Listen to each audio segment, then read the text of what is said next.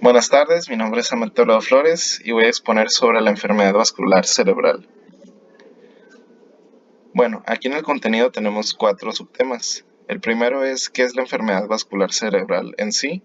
Después hablaremos sobre su epidemiología, posteriormente de sus características clínicas y finalmente sobre su diagnóstico y la diferenciación entre uno isquémico y un EBC hemorrágico. Bueno, primeramente, ¿qué es la enfermedad vascular cerebral? Esta se abrevia como EBC y es una pérdida súbita de la función neurológica como resultado de una alteración focal del flujo sanguíneo cerebral, esto debido a una isquemia o también puede deberse a una hemorragia. La EBC se ubica como la tercera causa de muerte en Estados Unidos, estando solo debajo de la cardiopatía y del cáncer, a los cuales se le atribuye la mayor causa de muertes.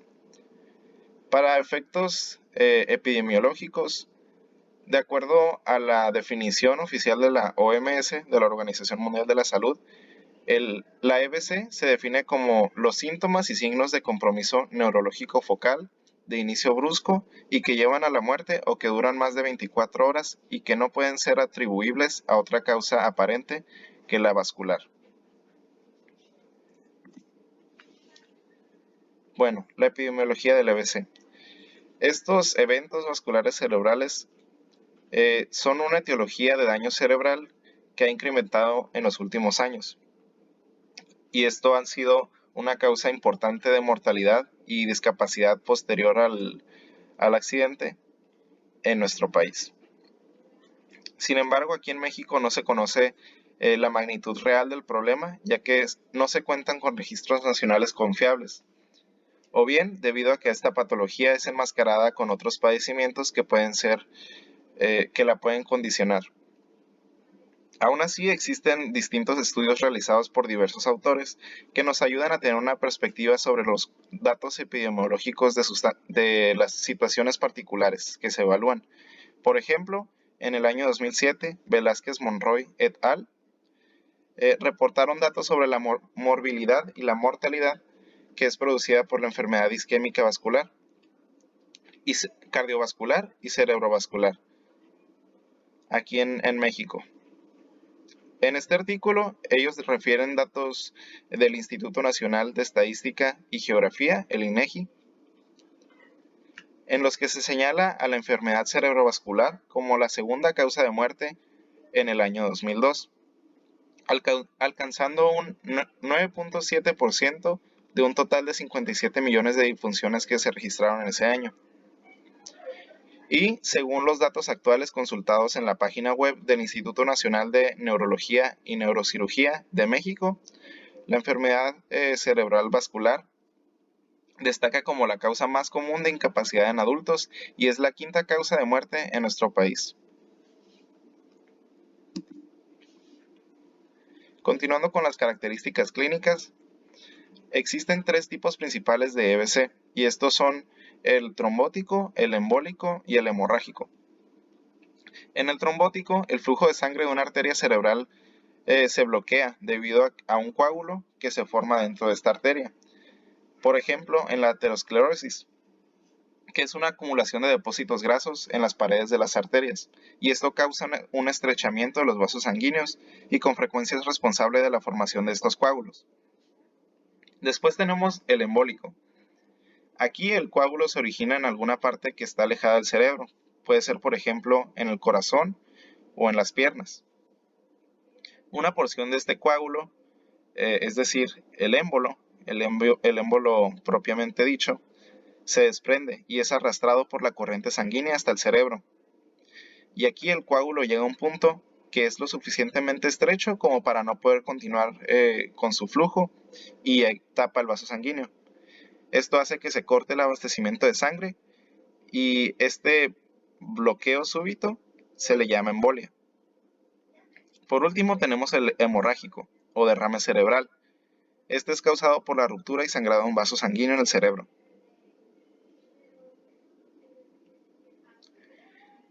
Después tenemos sus características clínicas. Clínicamente, los síntomas de un EBC son el entumecimiento, debilidad o parálisis de la cara, el brazo o la pierna en uno o ambos lados del cuerpo y que aparece de forma repentina. También puede ocurrir una súbita visión borrosa o reducción de la visión en uno o ambos ojos. También hay aparición brusca de mareos, pérdida del equilibrio o caídas sin explicaciones. También incapacidad repentina para comunicarse, ya sea para hablar o para entender. Y hay una aparición súbita de cefalea, de gran intensidad y sin causa conocida. Cabe destacar que estos signos de alarma pueden durar solo unos cuantos minutos y luego desaparecen, o pueden preceder a un EBC de mayores consecuencias y estos requieren atención médica inmediata. Por lo tanto, un evento vascular cerebral es una emergencia médica, así que cada minuto cuenta cuando alguien está sufriendo un EBC, por lo que cuanto más dure el tiempo de la interrupción del flujo sanguíneo hacia el cerebro, más es el daño. Entonces es importante señalar que la atención inmediata puede salvar la vida de la persona que está sufriendo el EBC y aumentar las posibilidades de una recuperación exitosa. Bueno, por último tenemos el diagnóstico de un EBC isquémico y uno hemorrágico. En el EBC isquémico, el infarto cerebral ocurre a causa de un bloqueo del flujo sanguíneo del cerebro debido a la presencia de un coágulo o trombo, como mencioné anteriormente. Este coágulo sanguíneo evita que la sangre fluya hacia el cerebro, por lo que en cuestión de minutos las neuronas empiezan a morir. Del mismo modo, es posible que se deba o no a un trombo, sino también puede verse un estrechamiento de las arterias por aterosclerosis.